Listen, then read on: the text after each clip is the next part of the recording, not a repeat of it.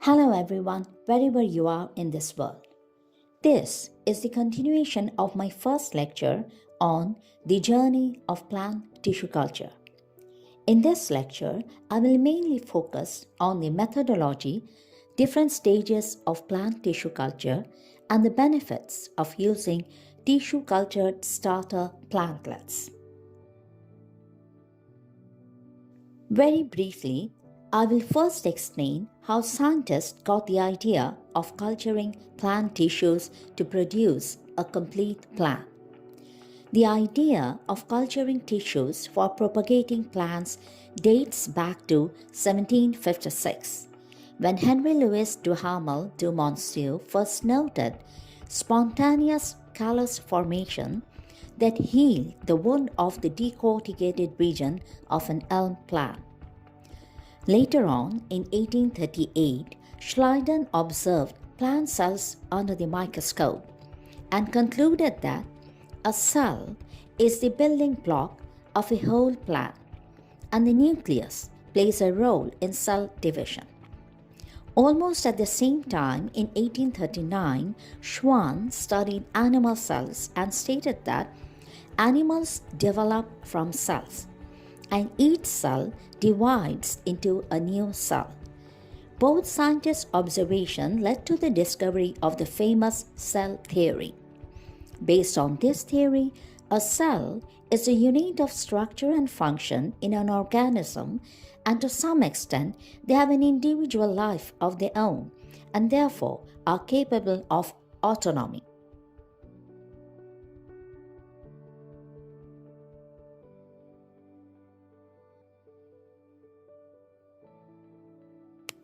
Later on, scientists came up with the innovative idea to culture the cells to reproduce a whole plant. Thus, the theoretical basis for plant tissue culture was first proposed by Gottlieb Haberland in 1902, who is honored and recognized as the father of plant tissue culture. In his experiment, Gottlieb tried to regenerate whole plants from isolated plant cells cultured in nutrient medium. However, he did not get a positive response and then hypothesized that it should be possible to culture isolated vegetative cells of higher plants in order to divide and form embryos. Gottlieb's pioneering work paved the way for tissue culture research. With further systematically organized attempts to improve the technique, it became possible to establish tissue cultures from a wide variety of tissues and plants, and to regenerate full plants from them via organogenesis and/or embryogenesis.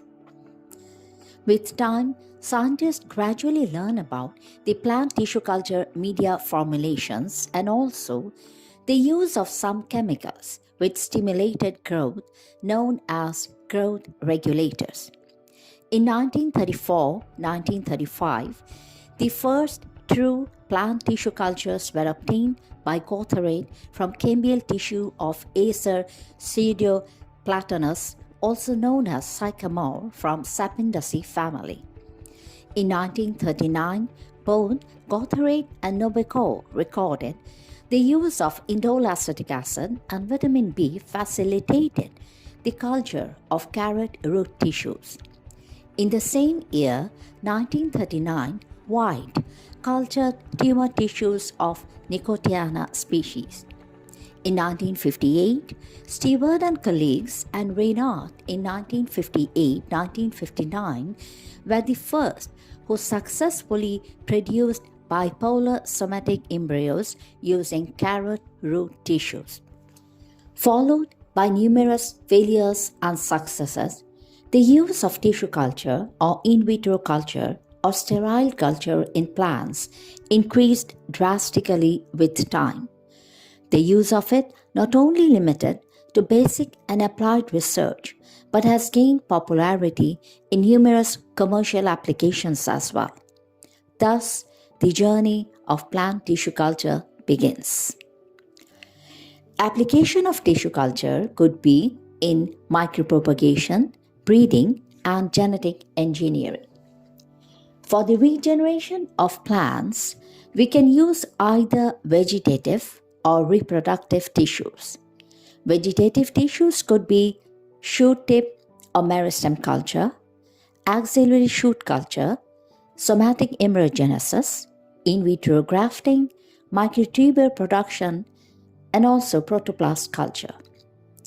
Regeneration by excision of existing reproductive structures could be anther and pollen culture, mycospore culture, ovule culture, embryo culture, and seed culture.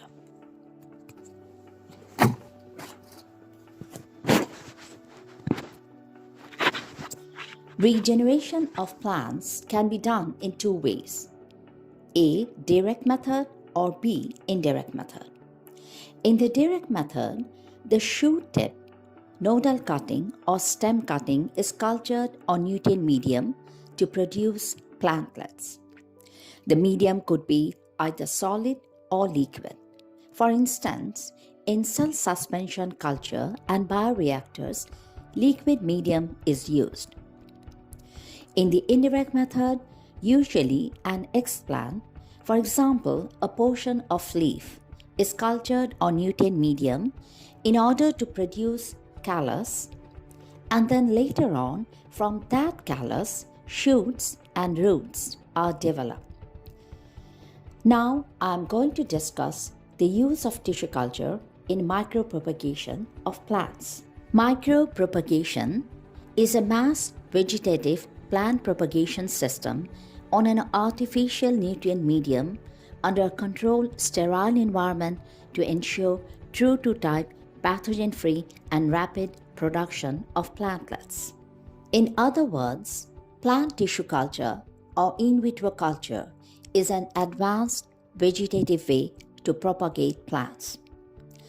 Now I will discuss the tissue culture or in vitro culture process from the beginning until the end. First is the preparation of explant. The plant from where the explant is collected is called the mother plant or donor plant. Therefore, selection of mother plant or donor plant is a crucial step. Vigorous growth and free of any disease is a prerequisite. After taking the cutting or explant, we need to sterilize it. Sterilization of cuttings or clones varies depending on the cutting or explant used. For example, chemicals used, duration of immersion, handling of material, everything varies. I will talk about this in details in my next video. So now, the explant is sterile and is ready for use. The conventional in vitro or tissue culture system is carried out in 4 different stages. Stage 1, also called the initiation stage, establishment of explants in vitro in the initiation media. Stage 2, or multiplication stage, increasing the number of shoots of established explants.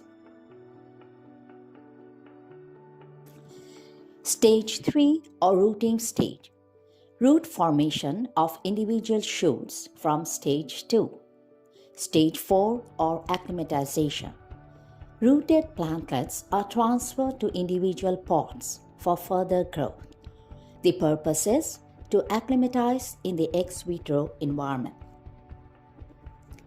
Advantages of tissue culture in micropropagation are a disease-free, genetically identical, healthy starting plant material can only be truly achieved through tissue culture technique.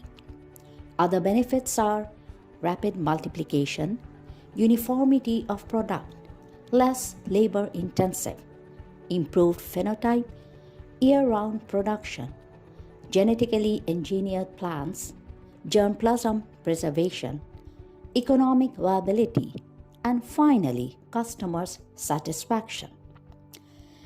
The goal of this video is to teach students the technique of tissue culture in the simplest way possible, and also to educate and help the growers to produce products which are geared for optimal growth, guaranteed to be disease free, and with each plantlet consisting of the same genetic makeup, no matter how many hundreds of thousands are produced, regardless of where and by whom the plants are cultivated.